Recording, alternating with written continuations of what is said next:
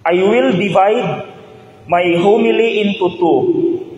The first part is a catechism. The second part is reflection. Kay dili gyud ko makatulog karong gabi isip pare kung dili ko makahatag ninyo og catechism about the body and blood of Christ. Because I am sure 100% that many of you still do not understand why this. By the way, this is not consecrated. This is bread. Why this is the body of Christ? Now we cannot see literally flesh and blood.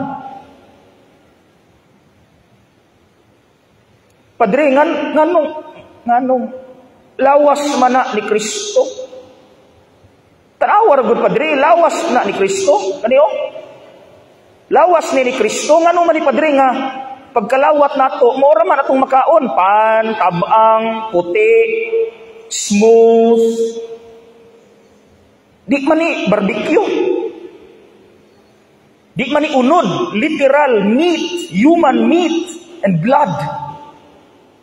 So I am sure many of us still do not understand why. So let us begin with catechism. Okay. In philosophy, naigitawag nga substance and accidents. Dili ng aksidente nga disgrasya ha. Kanang accidents, anything na we can perceive with our five senses. Anything about a thing or a person that we can perceive using our five senses. What are our five senses? Sense of sight, smell, taste, hearing, and touch. So tanan nga magamitan sa five senses, maunay gitawag nga accidents sa usa ka butang or tao. Like this. What are the accidents of this? This is a bread. Using your sense of sight, what do you see? Round, white. If you use your sense of touch, smooth. If you use your sense of taste, tasteless, tabang. Di magamitan sa sense of hearing. So, mo na yung accidents. Like ako, what are my accidents? Upaw, brown, lapad og ilong. Kana mo'y akong accidents. Anything nga inyong magamitan sa five senses, bahog ilong, bahog tiil, tanan. Akong tingog, ingon ani. Kanang inyong magamitan sa five senses.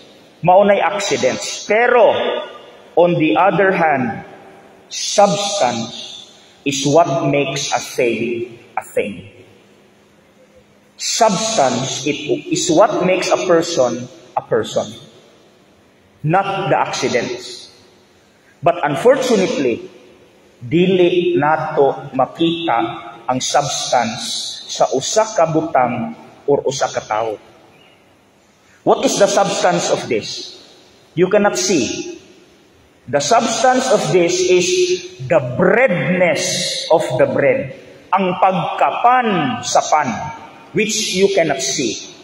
Kita, what is our substance? Nga dili nato makita. Our soul, atong kalag, spirito. That is our substance. That makes us who we are and what we are. Kay kani malata man edi kamatay nato. Madugta man atong lawas. So what makes us who we are and what we are is the substance which you and I cannot see. Pareha pud aning papel, pareha pud aning libro. The bookness of the book, the paperness of the paper, ang pagkapapil sa papel which you cannot see. Nakuha na ninyo? Accidents and substance. Now, when does this become the body of Christ? Unya ha, akong hinayon pag-pray unya, kanang solemne kaayo. Unya during the consecration. When the priest extends his hands and says,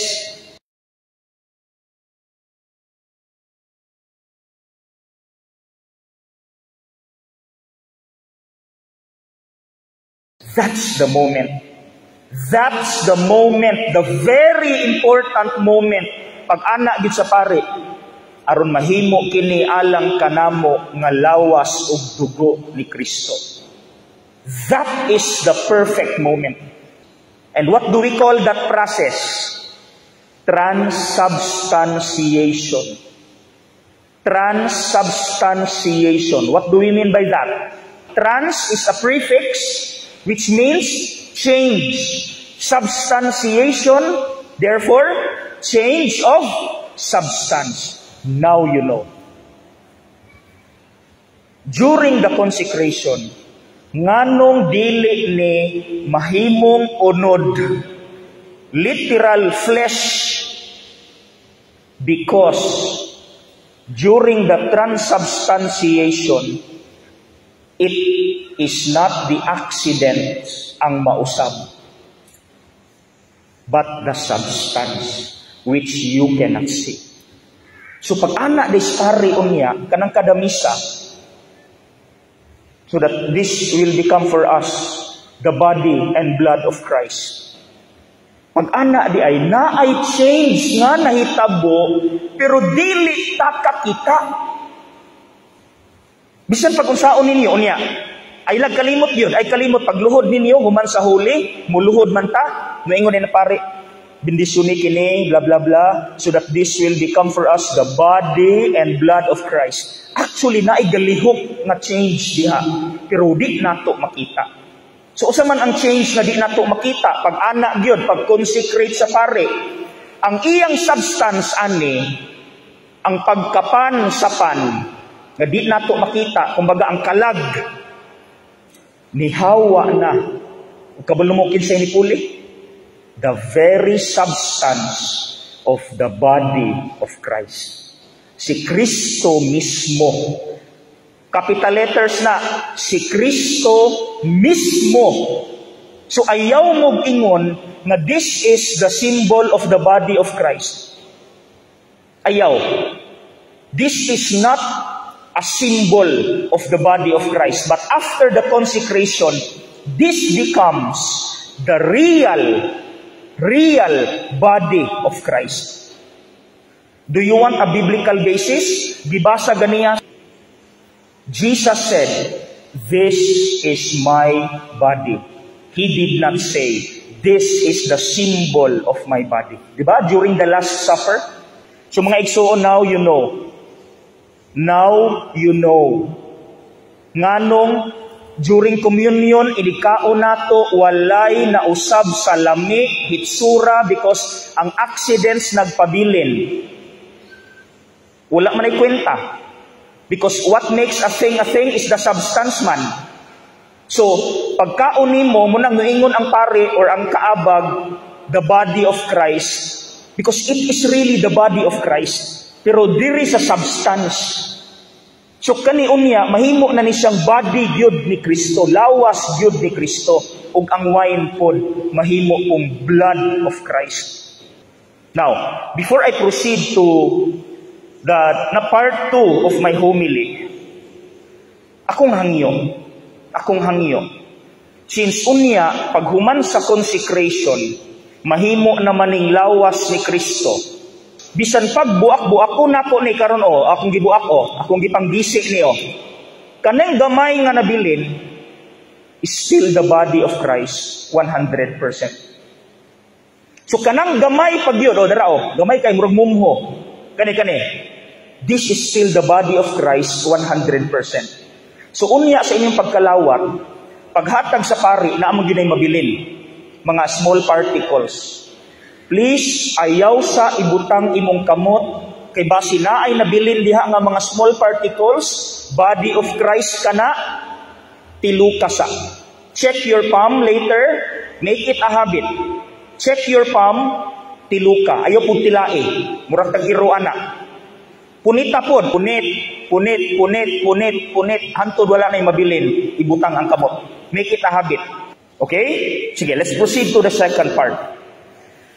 Now you know that unya, the ordinary bread and wine becomes the body and blood of Christ. Let's talk about our attitude. Pasaylo ako, narabay naminaw sa gawas karon kay di nakasulod dire. Mga naas gawas, dako kayong tentasyon ninyo diha nga dili makafocus sa misa. Bisan diri gani sulod nga naa na mo sulod, di gani ka focus ang uban. So let's talk about our attitude. Now we know that kana di ang atong gikalawat is the body of Christ, and that is the reason why nisimba ta, why we are here. Number one question, do you still have the excitement? Sige daw, mo review daw tabi. Do we still have the excitement every time we line up for communion? Kana bang anticipation ba nga, hala, hapit na ko, hala, ako na'y sunod.